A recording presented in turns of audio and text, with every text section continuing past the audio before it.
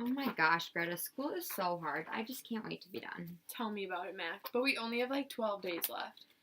I know. It's kind of weird. Like, it's hard to believe we're going to college soon. I know. Sometimes I kind of wish I was still in 5th grade, don't you? Me too, like Mr. Crawl's class when you asked out Johnny for me. Oh my gosh, that was so funny. Do you remember that? Yeah. Oh my gosh. Hey Greta, what's up? Hey, Mac. Oh my gosh, I'm so glad your mom let you come over for a play date. Me too.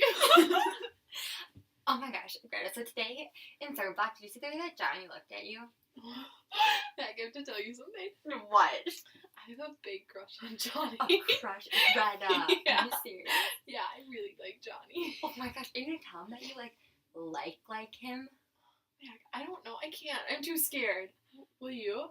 Sure, like tomorrow I'll just ask him during third block. No, Mac, like right now, please. Will you call him?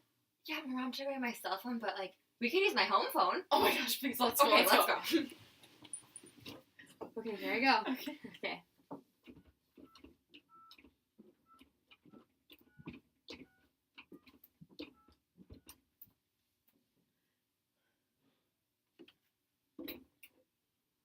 Okay, it's ringing. Okay. Oh, he answered. Okay. Hello? Hello? Hi. Hi, this is Mac calling. Is Johnny there? Oh, hi, Johnny's mom. Could I talk to Johnny, please? Okay. Okay. Okay. Johnny, phone's for you. Okay, Mom. Hey, what's up? Hi, Johnny. This is Mac.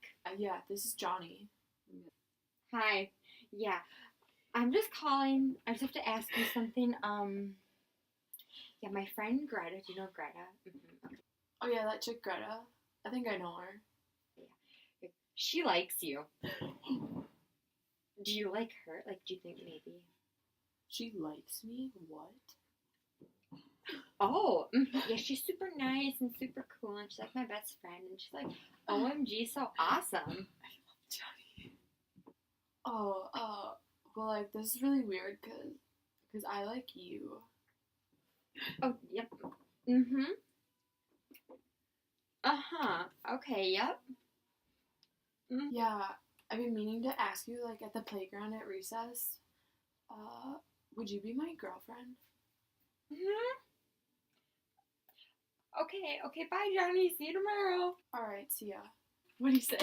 Yeah, he definitely likes you. Yes! Yeah. Yes! We're good. Greta, like, I have to tell you something. What? Like, on the phone a couple minutes ago, Johnny said that he likes me, not you. What? You were supposed to be the messenger! I'm sorry, I didn't try to. It just Mac, happened. Greta, I'm no. sorry. Greta, I'm really sorry. We can't be friends anymore. I'm sorry. That was so funny, Greta. Like, I can't believe you said you weren't going to be my friend. I know, that was a little crazy. Now that you mention it, that kind of reminds me of one of Shakespeare's plays. Like the 12th Night. Yeah, and that one scene where Duke Orsino sends Cesario over to win over Lady Olivia, but Lady Olivia falls in love with Cesario, just like how Johnny fell in love with me. Yeah, Johnny. Yeah, maybe we should just keep studying. Shakespeare was born on April 23, 1564, in Stratford-upon-Avon, England. Shakespeare's parents were Mary Arden and John, both who spent little time focused on their son William, but more so on their social standing. It is assumed that Shakespeare studied at King's New School for Literature, Philosophy, and Arts. There is no evidence or proof that he continued on to study at the university level. At age 18, Shakespeare fell in love with Anne Hathaway, who was 26 at the time. They were married on November 27, 1582. The couple had 3 children, Susanna, and Hamlet and Judith, who were twins. In his lifetime, Shakespeare wrote a total of 37 or so plays throughout the late 16th and early 17th centuries. The majority of his plays and poems were written during the English Renaissance, a time of artistic and cultural movement in England. It is guessed that Shakespeare wrote the play The Twelfth Night in the year 1601. The Twelfth Night was written during the middle of his career and is considered to be one of his best comedies. Twelfth Night is the only one of Shakespeare's play to have an alternative title, What You Will. It is still unsure as to what the 2 different titles signify. However, some believe that the Twelfth Night is a reference to the 12th day of Christmas, also known as Epiphany. During Shakespeare's time, Epiphany was celebrated as a holiday in which everything was turned upside down, much like in the play The Twelfth Night. The Twelfth Night is one of Shakespeare's transvestite plays in which the protagonist female character is forced to disguise herself as a male. During Shakespeare's time, all characters were played by male actors, so the male actor would have to dress up as the female protagonist character and then disguise himself as a male, a very confusing situation. Many of Shakespeare's plays are said to have used parts from other plays that are not his own. Shakespeare used parts from an Italian play made in the 1530s about a pair of twins who are mistaken for each other. He also used a section of the plot line from the English story Apollonius and Scylla. The first known production of The Twelfth Night is recorded to be February 2nd, 1601. This was written in the diary of John Manningham, who was in attendance at this performance. The Twelfth Night was made into a film in 1996. The cast included Helena Bonham Carter, Imelda Staunton, Ben Kingsley, and Richard E. Grant. Trevor Nunn directed the film, and this film production is considered to be accurate and true to Shakespeare's original script. The popular film She's the Man, starring Amanda Bynes, was released in 2006 and follows a similar plot to The Twelfth Night. We will be acting out a portion of Act 1, Scene 5, an important part of the play where Cesario finds herself in a sticky situation as Lady Olivia has just fallen in love with her. The Twelfth Night takes place in the land of Illyria. The Duke of the land is Duke Orsino, a powerful bachelor with an eye on Lady Olivia, a breathtaking heiress with no men in her life. After the deaths of her brother and father, she decides to pass on the company of other men for 7 years' time. While Duke Orsino is trying to get with Lady Olivia, the plot continues out at sea. Viola and her twin brother Sebastian are on a ship when they find themselves in a terrible storm. The boat is shipwrecked and Viola believes that her brother has been killed. Viola realizes with no family left she needs to make her way to land to begin a new life. Viola believes she will be able to begin a new life with more ease if she disguises herself as a man. She takes on the name Cesario and lands herself a job in Duke Orsino's household. Orsino is lovesick for Olivia, who is still refusing his attention. Desperate to do anything to win Olivia's love, Orsino sends Cesario to Olivia's house to try and convince her how amazing Orsino is. So Viola, dressed up as Cesario, heads to Olivia's house. Cesario does a great job convincing Olivia that love is not so awful, and that there is a man out there who will love her. However, Olivia falls for the wrong man. We will be acting out the final part of Act 1, Scene 5. Tell me your mind. I am the messenger. Surely you have hideous matter to deliver when your courtesy is so fearful. Speak your office. It only concerns your ears. I bring no overture of war and no taxation of homage. I hold an olive in my hand. My words are as full of peace as matter. Yet you began rudely. What are you? What would you? In the rudeness that hath appeared in me, I have learned for my entertainment. What I am and what I would are as secret as maiden's head. To your ears, divinity, to others, profanation. Give us the place alone. We will hear this divinity. Now, sir, what is your text? Most sweet lady. A comfortable doctrine, and much may be said about it. Where lies your text? In Orsino's bosom. In his bosom. In what chapter of his bosom? To answer by the method in the first of his heart. Oh, I have read it. It is hearsay. Have you no more to say? Good madame, let me see your face.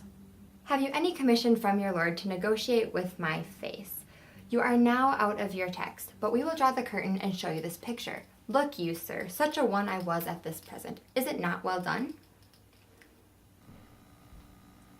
Excellently done. God did all. 'Twiz in grain, sir. 'Twill endure wind and weather. 'Tis beauty truly blent, whose red and white nature's own sweet and cunning hand laid on. Lady, you are the cruelest she alive, if you lead these graces to the grave, and leave the world no copy. Oh, sir, I shall not be so hard-hearted.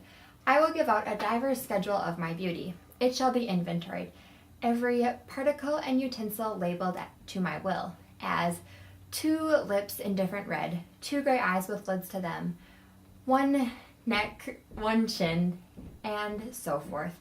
Were you sent hither to praise me? I see you what you are. You are too proud. If you were the devil, be fair. My lord and master loves you. Oh, such love could be but recompensed, though you were crowned. the nonpareil of beauty. How does he love me?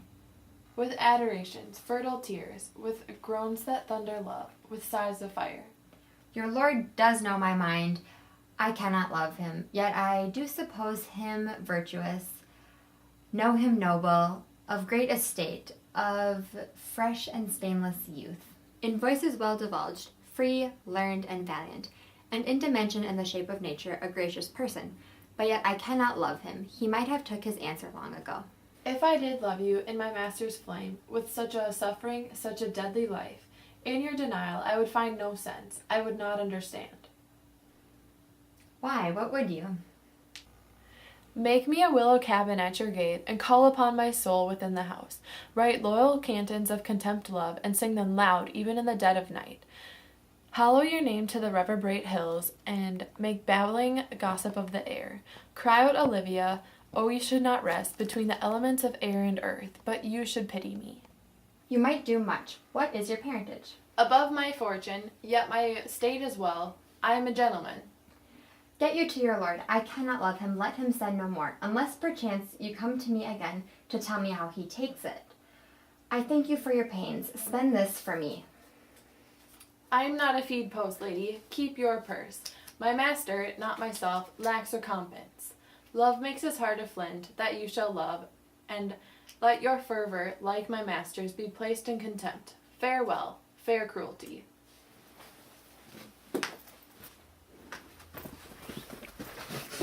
What is your parentage? Above my fortunes, yet my state is well. I am a gentleman. I'll be sworn thou art. Thy tongue, thy face, thy limbs, actions, and spirit do give thee fivefold blazon. Not too fast, soft, soft, unless the master were the man. How now may one so quickly catch the plague? Methinks I feel this youth's perfection with a invisible and subtle stealth to creep into mine's eye. Well, let it be. What ho, Malvolio?